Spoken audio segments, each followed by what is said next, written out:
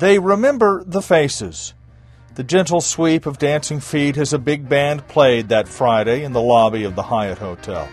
They remember the warmth of a summer evening, friendly conversations with strangers. They remember laughter, smiles, the sounds of Satin Doll echoing through the room. And they remember the strange sway of crowded skywalks overhead. They remember how time split in two. And all of a sudden I heard a popping over my head, like steel popping. Loud bang. I mean, like you can't believe. People say that 1 minute after 7, other people say it was 3 minutes after 7. But at that time, the skywalk collapsed. The horror still almost beyond imagination. A concrete skywalk some 40 feet above the floor, crowded with people, tore loose from its misdesigned moorings and fell to a second crowded skywalk below. The combined wreck of steel, concrete, and flesh, then pancaking to the main floor below. In a fog of drywall powder and water spray, a stunned silence, darkness, then chaos, catastrophe.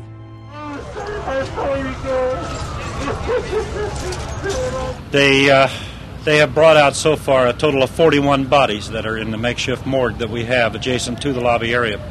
It is unknown how many of the estimated 1,500 people that were in the lobby at the time of the collapse may have been injured. We've utilized practically every major hospital in the Kansas City area. At this point, we do know one thing for certain: the death toll is going to rise.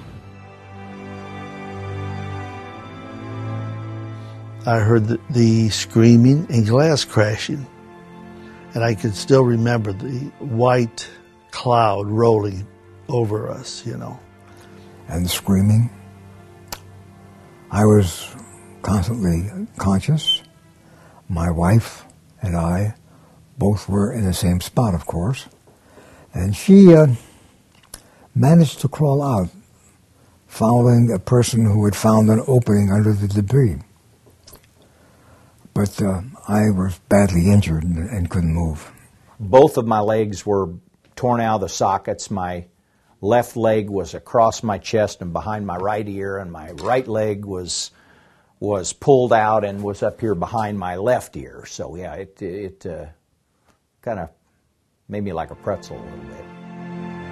Any idea how many people are injured and still alive, and how many people there may be trapped and, killed underneath? We know of at least 4 or 5 that are still talking to us, and we can see other bodies, so it's hard to tell. There's been speculation between 5 and 15, and I wouldn't want to say, but I'm satisfied there'll be more dead underneath that rubble. Now, Doctor, what is going on inside? Well, right now, everyone who's not been pinned by the debris has been evacuated from the hotel. That's probably in the vicinity of 120 to 150 people. And now we're releasing people as they're trapped under the debris one at a time. They're coming out steadily. They are identifying those who are deceased.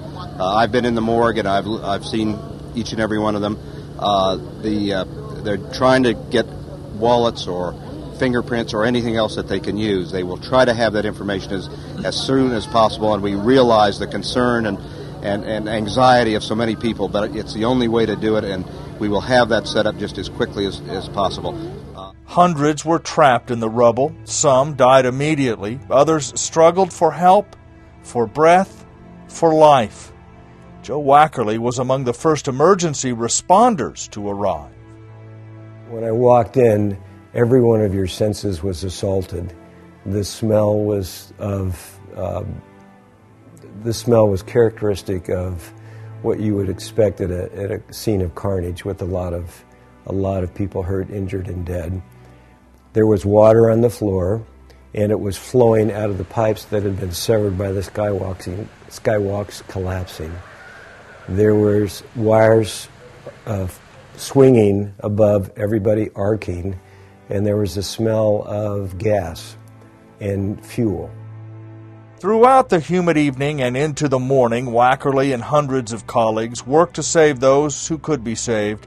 Emergency technicians performing a sad triage, carefully lifting debris to reach those still pinned in that airless space. Contractors providing saws, cranes, and lifting equipment to reach the victims. Hospitals grew crowded with the injured, while inside the lobby, a touch helped comfort and heal. We needed to comfort each other and to know that we were both still there. Because, we subsequently learned that, if not everyone, but certainly most of the people around us didn't survive.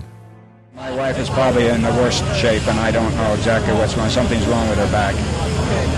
She's in the hospital now. Yeah, they've taken her to KU, I believe, and my mother just went to North Kansas City Hospital. People screamed, people ran, glass shattered, water came out. It was a real tragedy. By Saturday, the scope of the disaster was clear. 114 people would die of their injuries at the Hyatt. More than 200 were hurt, some disabled for life, others facing scars, both physical and emotional. In order to get to the catwalks that are down up to the north, they're probably going to have to take the canopy down so they can move cranes into position and lift those catwalks. As far as what remains or who remains underneath those catwalks, there's no telling at this point. It appears that there may be several who have not been spotted. As far as people surviving, the people that are in there right now, it appears to be a very, very grim situation. The chances are very slim. That's the situation we have at the Hyatt Regency right now. Good night.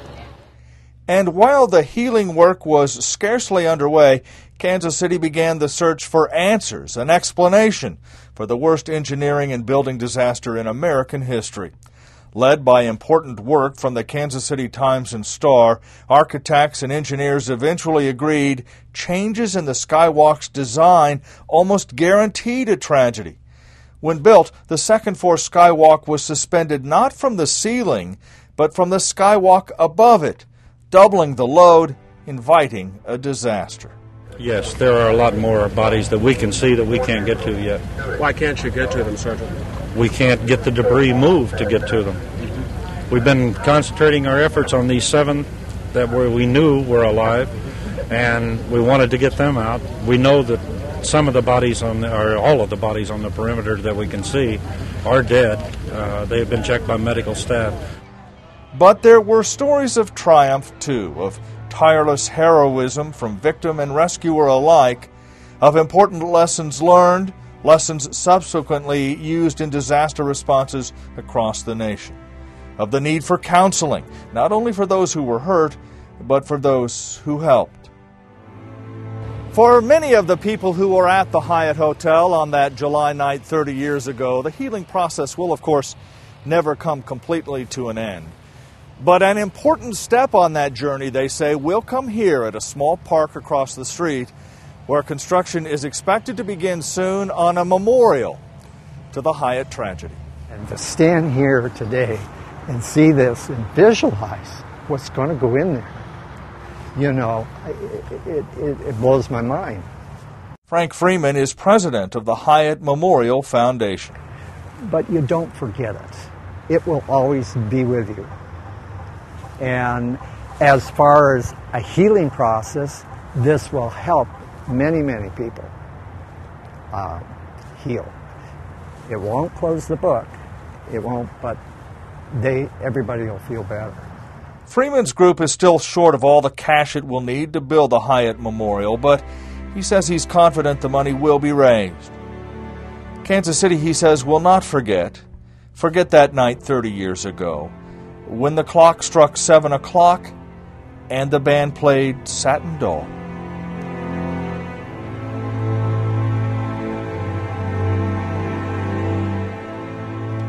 For the reporters, photographers, and editors of the Kansas City Star, I'm Dave Heller.